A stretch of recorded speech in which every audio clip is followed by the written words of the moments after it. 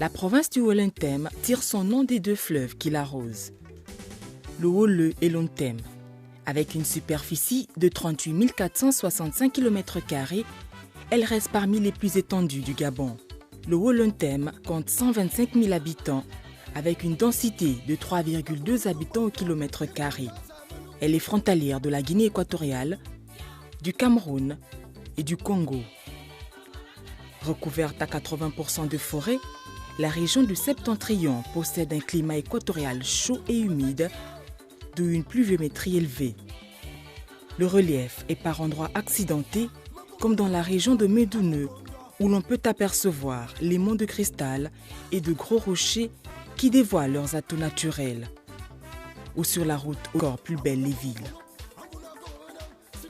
La province du Haut-Lontem d'aujourd'hui fut créée au début des années 1900 par l'administration française. Par une convention du 4 novembre 1911, la France céda à l'Allemagne le nord du Gabon afin de préserver ses intérêts politiques et économiques au Maroc, convoités par l'Allemagne. Ainsi, le nord du Gabon, comprenant les districts d'Oyem, Bitam, Nivoul et de Binkébé, devint territoire allemand et fut rattaché au Cameroun. Cette cession du nord du Gabon au Cameroun allemand étendit la circonscription du Haut-Lontem jusqu'au fleuve Ivindo. Au cours de la Première Guerre mondiale, les troupes de l'Afrique équatoriale française récupèrent l'entièreté du nord du Gabon. Cette terre-là, les Allemands la revendiquaient, puisque notre canton, là, on était presque des Camerounais, puisque les Allemands étaient pour le Cameroun. Donc jusqu'à Ankola-Bona, la limite était Ankola-Bona.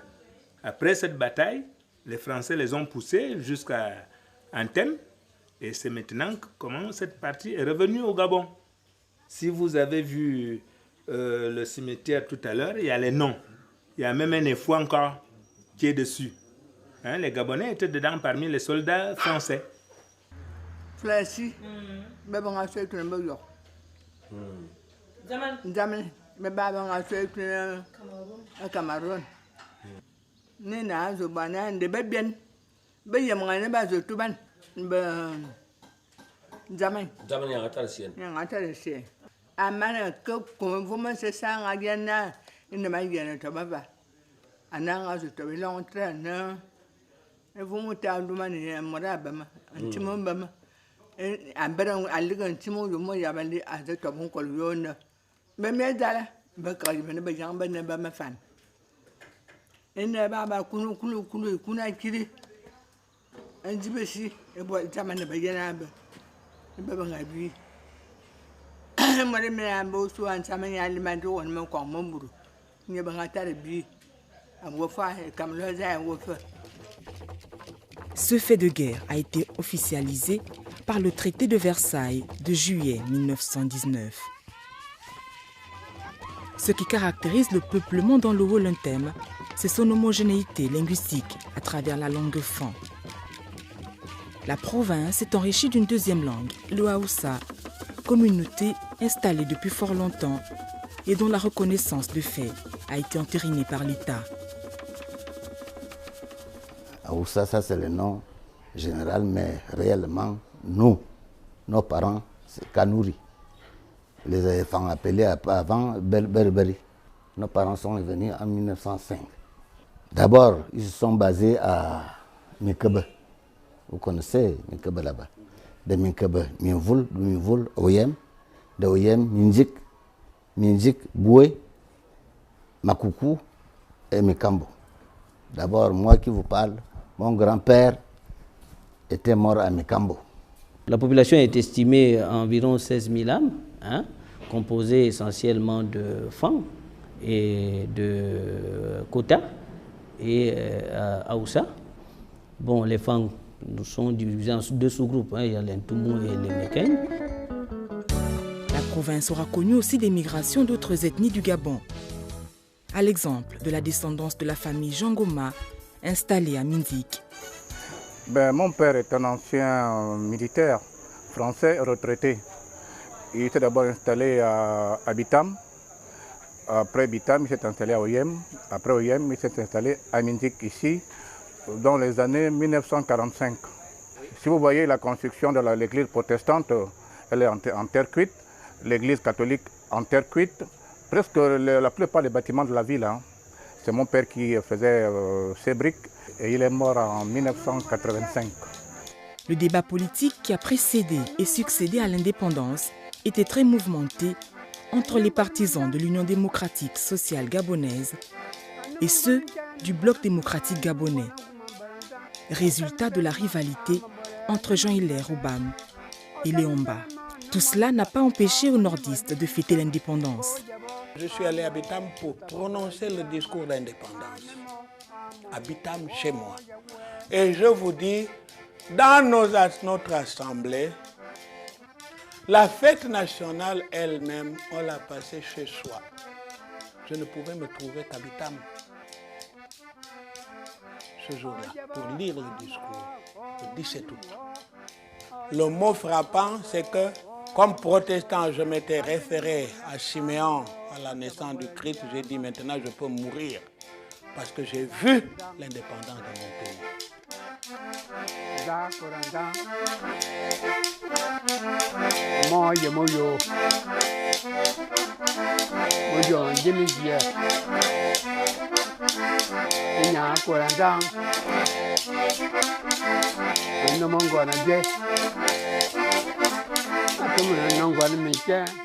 J'étais à Bitam, j'ai même défilé. C'était une joie pour tout le monde. Il y avait les danses partout. On faisait venir tous les villageois avec toutes sortes de danses. Le 17 août 1960 ressemblait pour beaucoup à un rêve, dans la mesure où la perception que nous avions de l'indépendance était la liberté. À savoir qu'enfin nous allons pouvoir décider de nous-mêmes, par nous-mêmes, pour nous-mêmes, notre avenir. Nous étions conscients que nous aurons un rôle important à jouer. Mon père était infirmier, mais je l'ai vu sauter et courir dans la cour. Il criait en soulevant les mains en l'air, le Gabon était indépendant, indépendant. Je ne savais pas ce qu'était l'indépendance, mais c'est après que j'ai compris qu'il avait raison d'être content. Le Haut-Lentem compte 5 départements. Le Haut-le-Oyem, l'Ontem Bitam, le Haut-Ntem Minvoul, le Kano Minzik et le Haut-Komo Medounou. 5 districts, 21 cantons et 215 regroupements de villages.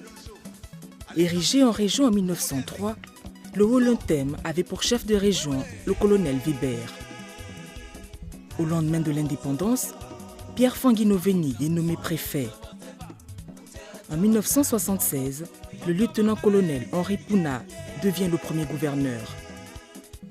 Aujourd'hui, le Haut-Lentem est le siège de nombreux services régaliens. La plupart de ces derniers décentralisés ont leur direction à Oyem et dans les chefs-lieux de département. Oyem, c'est la capitale. Ville de plus de 60 000 habitants, dynamique et en pleine expansion. Dans cette ville, il y a des potentialités. Le premier potentiel que nous avons, c'est la langue. Il y a l'unicité de la langue, il y a une symbiose des cultures. Oyem est une ville d'accueil où l'on trouve différents peuples. Les Gabonais vivent en symbiose avec les Camerounais, les Italiens, les Canadiens, les Burkinabés, les Sénégalais, les Maliens. Oyem, la province du Haut-Lentem en général, ont de l'espace pour accueillir des hommes d'affaires. L'autre atout principal, c'est que dans cette ville, les communautés religieuses travaillent en harmonie. La religion la plus importante qui est venue d'ailleurs avec la création de la ville, dit-on en 1904, c'est la religion catholique, suivie des protestants et ensuite des églises de réveil et des musulmans. C'est le mal de parler de l'écuménisme qui a cours dans l'Église aujourd'hui. Ceux qui viennent faire leur mission, c'est les protestants. Les autres qu'on appelle les éveillés, ils sont venus se présenter. On n'a pas fermé la porte à ces gens-là. Nous sommes ouverts à toutes les confessions religieuses. Il y a quand même des accidents qui se passent entre nous, mais ça s'arrange entre nous.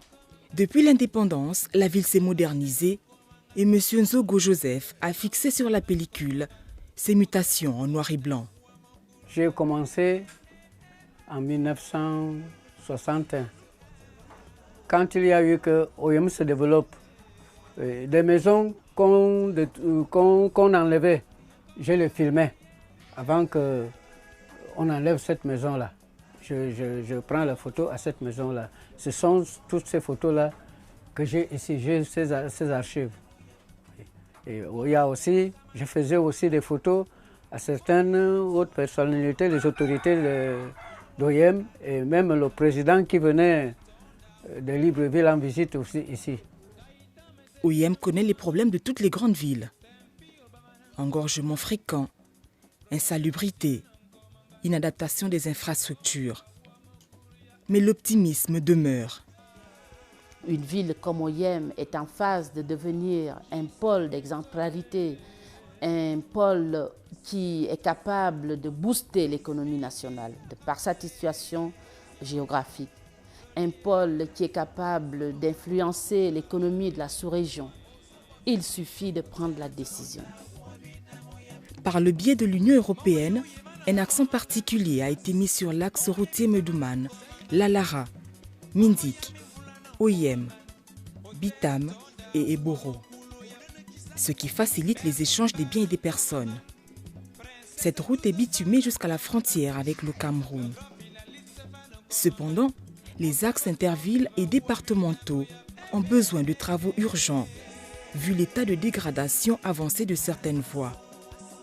Il faut souligner que les routes départementales sont aujourd'hui quand même dans un état qui n'apporte pas satisfaction à nos paysans dans l'écoulement de leurs produits.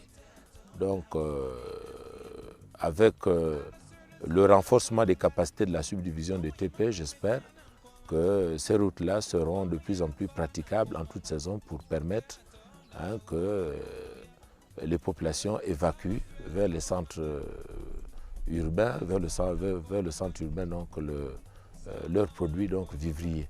C'est inconcevable que le Gabon, après 50 ans, les routes sont comme ça. La route goudronnée paraît que c'est l'Union européenne. Mais nos routes restent les mêmes, sinon pire. Il y a encore les ponts en bois. Donc il faut qu'ils fassent beaucoup d'efforts pour répondre aux attentes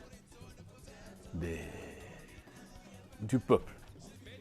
La frontière Gabon-Guinée, un pont flambant neuf attend la création d'une route et d'un poste de douane, à l'instar des Boro et d'un Nki aussi.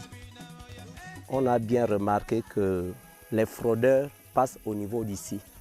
Oui. Donc ici, ça c'est la frontière Guinée équatoriale et le Gabon. Donc au lieu que les gens passent de manière légale, eux ils passent illégalement parce qu'ils veulent frauder. Ils veulent frauder, ils ne veulent pas vraiment payer les droits et taxes au niveau de la douane. C'est pourquoi on venait de créer ce poste.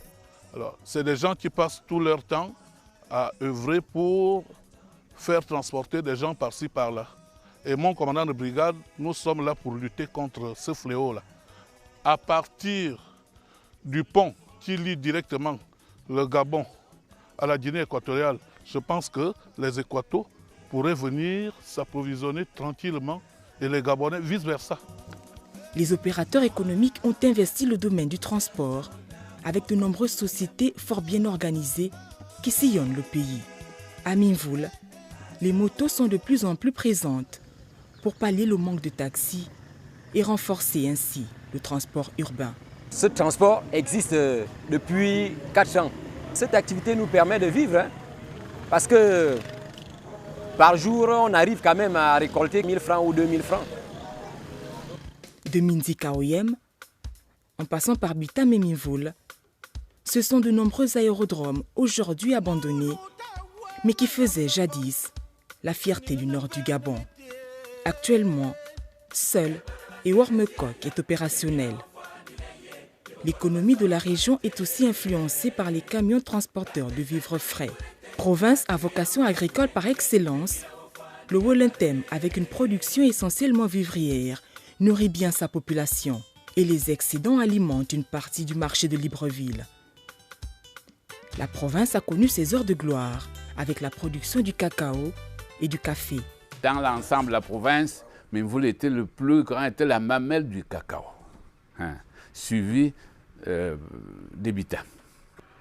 C'est l'État gabonais qui a fait que le cacao perclite. Le cacao ne se vendait plus comme cela se devait. C'est là où a commencé l'exode rural. Le commerce du cacao et du café et l'implantation d'un certain nombre de sociétés commerciales ici, à l'époque, avait donné un essor important à notre ville, à l'époque de nos grands-parents.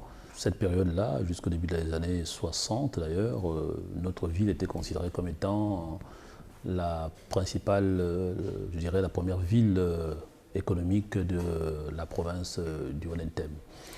Les marchés de toutes les villes sont largement approvisionnés, comme à Minzik, à Kwakam, à Oyem ou encore à Bitam. Des magasins modernes comme la chaîne Sekagadis et les entreprises des nationaux complètent la chaîne commerciale de l'alimentation et du prêt-à-porter. L'hôtellerie se développe dans cette partie du Gabon, passage obligé pour les voyageurs et touristes allant vers le Cameroun, la Guinée équatoriale et Libreville. Quelques fleurons font la fierté du nord du Gabon, comme l'Onvet Palace à Oyem, Bénédicta ou celui des voyageurs à Bitam. Avant, le commerce marchait. Les hôteliers, nous avons que les gens de passage comme clients. Depuis qu'on nous a supprimé les avions ici, il n'y a plus de gens de passage.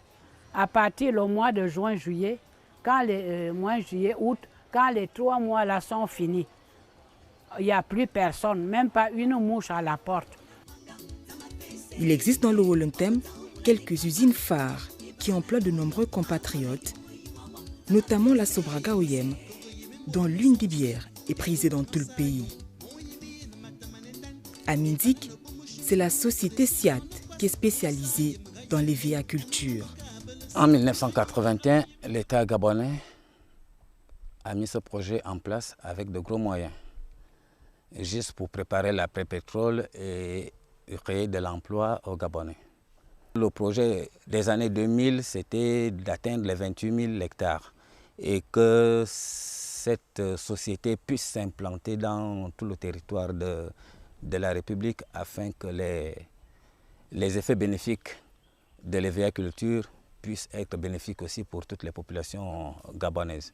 Nous recevons 22 tonnes de fonds de tasse et donc ces 22 tonnes-là sont réparties à l'usine par origine parce que nous classons les origines des plantations de Bitam, de Minzik, Kango et des planteurs villageois. Donc ces origines-là, pour des besoins d'uniformiser la qualité, sont mélangées dans des proportions qui sont décidées par le laboratoire. Et ce mélange-là nous permet donc d'usiner après les fonds de tasse pour avoir du caoutchouc sec. La production à l'usine moyenne, elle s'élève à 1100 tonnes par mois. Nous sommes en train d'initier sur place le système HSE, donc hygiène, sécurité, environnement. Il existe également des sociétés forestières spécialisées dans l'exploitation du bois, principalement concentrées dans le département de l'Okano. La formation de l'homme dans le Wollentem est caractérisée par l'implantation de nombreuses écoles primaires et secondaires, aussi bien publiques que privées confessionnelles. Il existe par ailleurs une école supérieure qui se charge de donner une formation aux jeunes en agriculture et en élevage. L'École nationale du développement rural.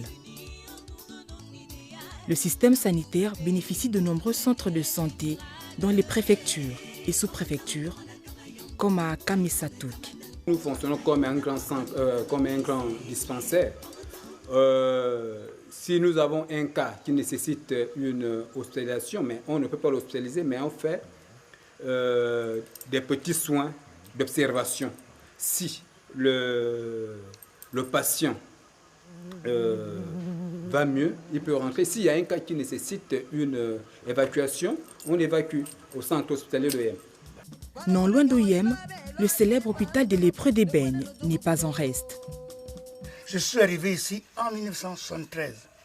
J'avais trouvé les quartiers, tout. Là, c'était le quartier Betamivoul. Il y avait au Yem 6 quartiers. On comptait là 400, 500 malades. Aujourd'hui, c'est 11 ou 12. Tous les malades sont renvoyés d'office. Parce qu'il n'y a personne qui connaît la lèpre. C'est pourquoi ils ont dit que la lèpre est éradiquée au Wellington. Oh, c'est faux. Aujourd'hui, Oyem s'est enrichi d'un centre hospitalier de premier ordre, l'hôpital canadien. La province du nord du Gabon, c'est aussi la présence de 2 grands clubs que sont l'Union sportive d'Oyem et l'Union sportive de Bitam. Des clubs qui jouent les premiers rôles dans le monde du football gabonais. L'Union sportive de Bitam a une équipe d'élite et un centre de formation de jeunes pour rejoindre cette élite. Nous sommes dans un partenariat très complémentaire. L'Union sportive de Bitam donne à notre ville l'image de champion. L'une des distractions favorites des gens du Nord reste bien entendu le jeu du Songo, un jeu qui a une histoire. C'est un jeu de calcul et de probabilité. Chacun use de sa petite connaissance. On remue ses méninges et on bouffe. Vous avez vu tout à l'heure, il a bouffé. Des tentatives de vulgarisation à l'échelon national sont à l'étude. Très attachés à leur culture, qu'elle soit de Minvoul, Bitam, Oyem, Medoune ou Mindik, les populations, à travers les danses initiatiques ou de réjouissance, veulent sauvegarder l'identité culturelle, ciment de l'unité du Wollentem. Hippolito, Loup, Vet, Elon, Medzan, les danses Paka, la liste n'est pas exhaustive.